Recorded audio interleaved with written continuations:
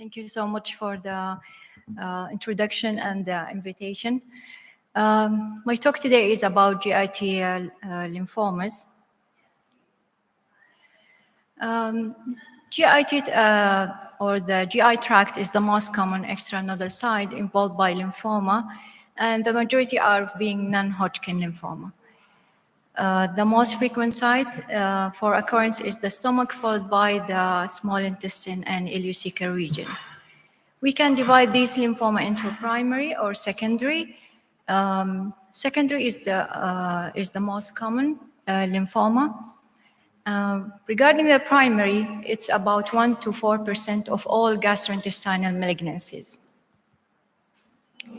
Historically, most of the primary gastrointestinal lymphoma are of B lineage. We can see a few cases of T-cell and very rare Hodgkin lymphomas. Diffuse large B-cell lymphoma is the most common pathological GI lymphoma. We can see other types in the GI tract, like EBV positive mucocutaneous ulcer as a disorder. We have multiple lymphoma, especially in stomach, mantle cell lymphoma in the small intestine and colon, MEITL in the jejunum and duodenum, the MEITL also in the small intestine, and the follicular lymphoma of the duodenum. There are many causes implicated in the pathogenesis of intestinal lymphoma, including infections. We have the H. pylori, HIV, the Campylobacter jejuni infection, EBV, hepatitis B virus, the human T-cell lymphotropic virus, and other diseases like inflammatory bowel disease, celiac disease, and iatrogenic factors like immunosuppression. To call it primary lymphoma, we need to follow criteria, and we need to have absence of peripheral lymphadenopathy at time of presentation, lack of enlarged mediastinal lymph nodes, normal total and differential white blood cells, predominance of bowel lesion at time of the surgery, and there is no lymphoma involvement in the liver or spleen. A very simple diagram showing that GI tract starting from the mouth, ending up by rectum and anus. We're going to start from up, oropharyngeal lymphoma. It's around 2.5 of all malignant lymphomas originating in the oral cavity. Usually include adenoids, tonsils, the tongue, or oropharyngeal wall. Most important factor in this area is the ABV infection. There is a prediction for male, and usually the patient is older than 50 years age. The most common clinical presentation is airway obstruction, hearing pain, progressive enlarged painless local mass, dysphagia, sensation of a foreign body in the throat, which are all non-specific for any type of malignancy. One of the lesions that can occur in this area is the EBV positive mucocutaneous ulcer in immune-compromised patient. As we said, diffuse large B-cell lymphoma is the most common primary. And we can have other lymphomas like MALT, T-cell lymphoma, follicular, and maybe Hodgkin. EBV positive mucocutaneous ulcer is a lymphoproliferative disorder composed of polymorphous lymphoid infiltrate, has atypical large EBV positive B cells with RS-like cells. It's usually affecting the mucosal and cutaneous sites and come in a patient with immune deficiency or dysregulation. It's monoclonal B cells and may show TR gene rearrangement, so it's not helpful to differentiate this lesion from lymphomas. Majority of these cases regress spontaneously and respond very well to withdrawal of immune suppression. I put this lesion because there is a high incidence in our patient, and we have cases with multiple relapses. And personally, I have a case with mucocutaneous ulcer who developed splenic lesion. So the time will tell if these lesions are still disorder or they're full-blown lymphoma. This is a histological figure of the atypical proliferation with large cells positive for CD30 and EBV-ish. Extranodal NK T-cell lymphoma, nasal type. I put this lymphoma here because it may involve the oropharynx. It's common in the Asian area, and it has a very strong relationship with the EBV. They have a recurrent mutation that include JAK-STAT pathway, also the epigenetic regulators, and in tumor suppressor genes and the RNA helicase. This is a figure showing that the most common mutation happened in the epigenetic modifiers and in the JAK-STAT pathway. Very characteristic under the microscope that we see coagulative necrosis in this lymphoma with angiodestructive features. It's positive for T-cell lineage with the CD56 positivity. CD30 is positive in half of the cases with EBV-ish and cytotoxic phenotype. Going to the esophagus, esophageal lymphoma, it's very rare to be a primary esophagus lymphoma.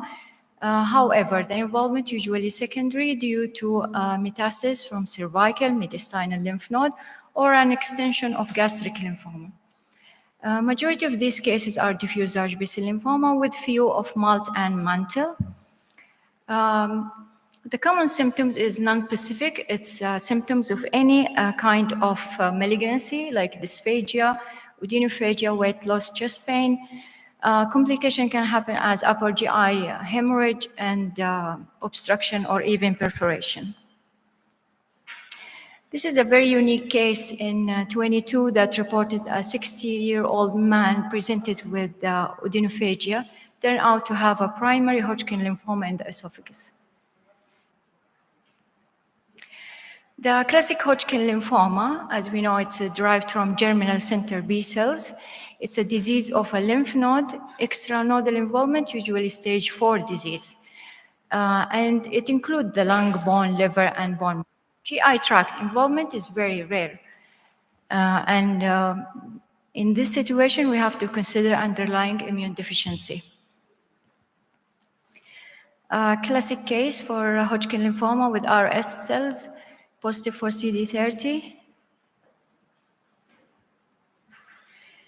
Moving to stomach, gastric lymphoma. Stomach is the most common involved site by lymphomas, and H. pylori is the most important risk factor in developing MALT and diffuse large B-cell lymphoma. Some patients have positive hepatitis surface antigen, and they develop also B-cell type lymphoma. Primary gastric lymphoma of T-cell phenotype is very rare. Usually it's a part of adult T-cell leukemia, so it's secondary involvement. The age is over 50 with male predilection. The clinical symptoms, the same, it's non-specific gastric or abdominal symptoms, which can be shared with other malignancies. We have nausea, vomiting, epigastric pain. Also, the endoscopy is non-specific for gastric lymphoma. Lymphoma can be ulcerated, can show diffuse infiltrate, or even a polypoidal mass. The extranodal marginal zone lymphoma of mucosa-associated lymphoid tissue, as we said, it's associated with underlying chronic inflammatory disorder, which is the H. pylori. The lymphoma cell growth clinically depends on the H. pylori-mediated T cells that activate the nuclear factor kappa B pathway. The translocation of 11-18 is seen more frequently in stomach. Characteristically, we can see that there is a diffuse infiltrate of B cells in the lamina propria with the lymphoepithelial lesion. Cells have monocytoid appearance. They are positive for B cell immunostains, negative for CD10, CD5, and cyclin D1.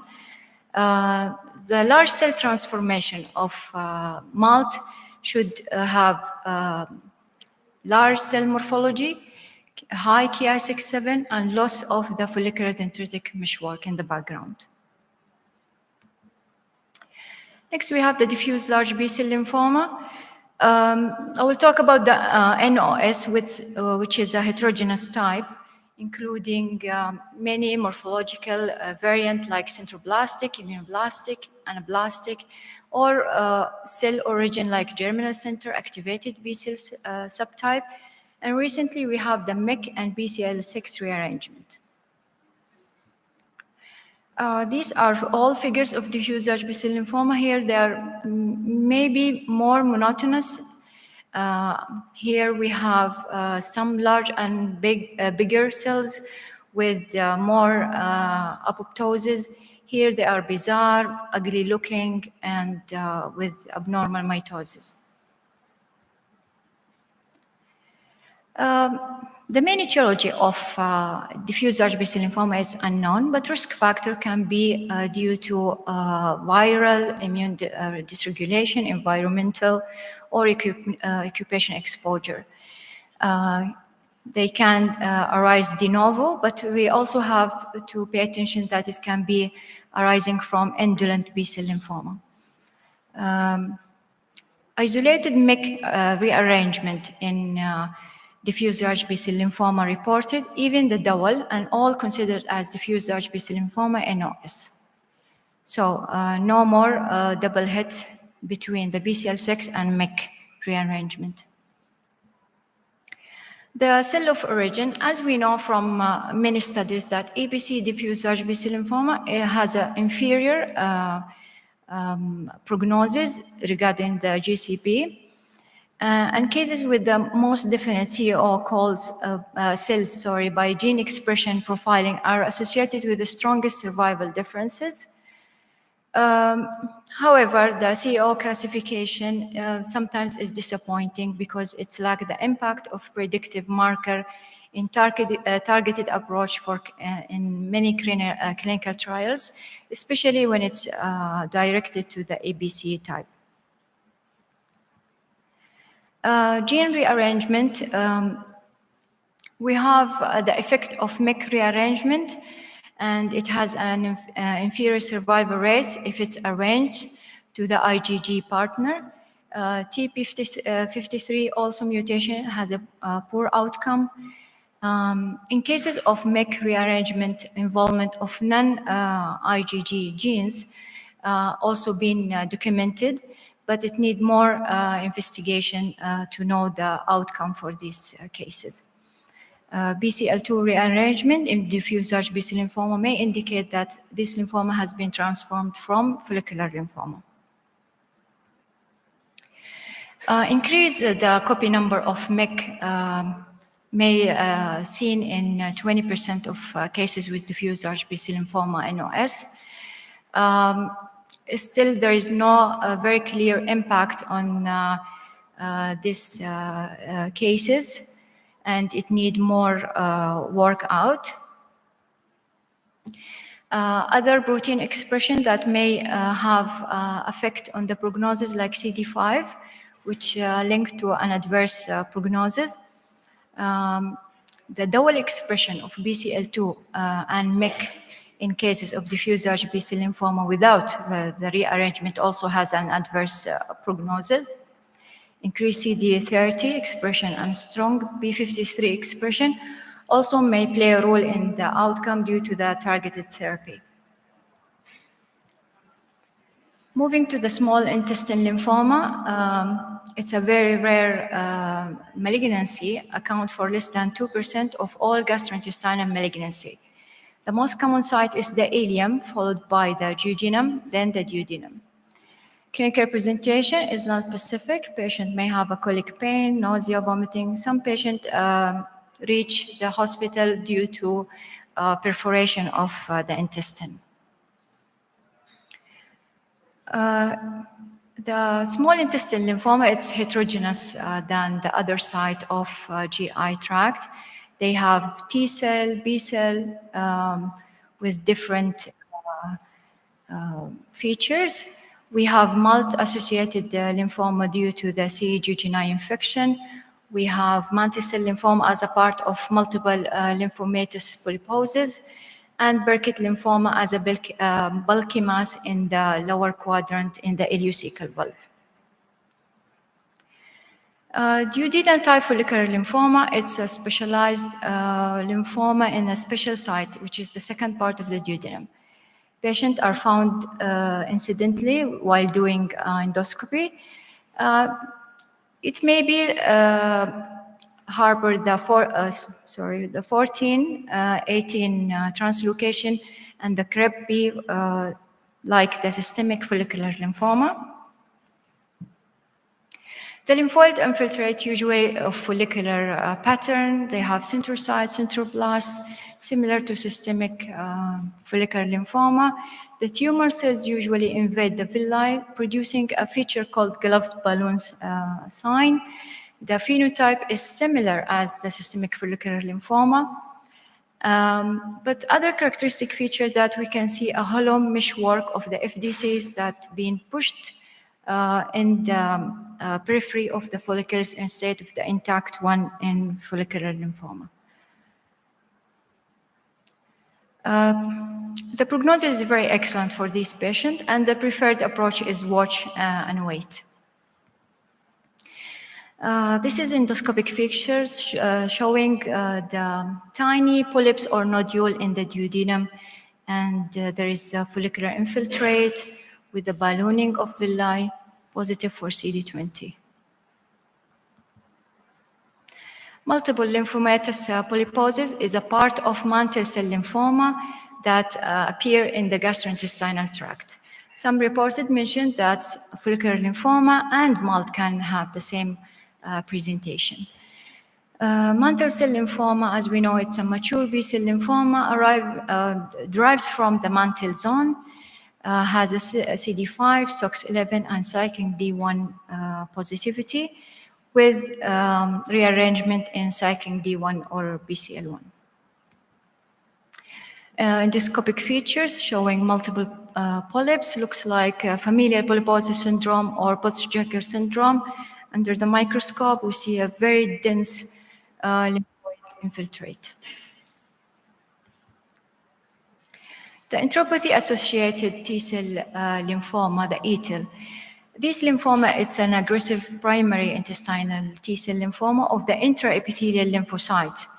Exhibit a very cellular polymorphism starting from small to medium to even bizarre-looking cells. Individuals are usually have celiac disease. This lymphoma can be disseminated into surrounding lymph nodes, and patient will have a feature of malabsorption, weight loss, and a lot of patients come to the ER due to perforation. Patients with celiac disease need to be assessed for refractory celiac disease.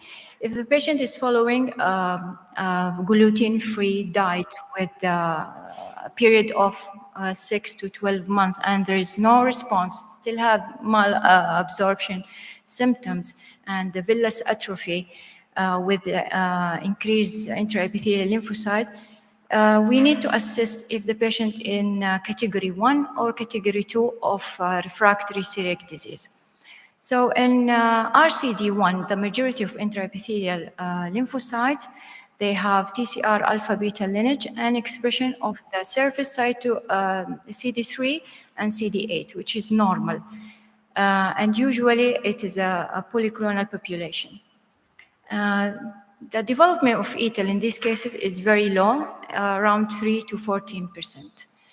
In the type 2, the intraepithelial lymphocyte usually express the cytoplasmic CD3 and sometimes NK antigens, and they lack the surface CD3 and CD8. If you test for the TR gene rearrangement, it may be monoclonal.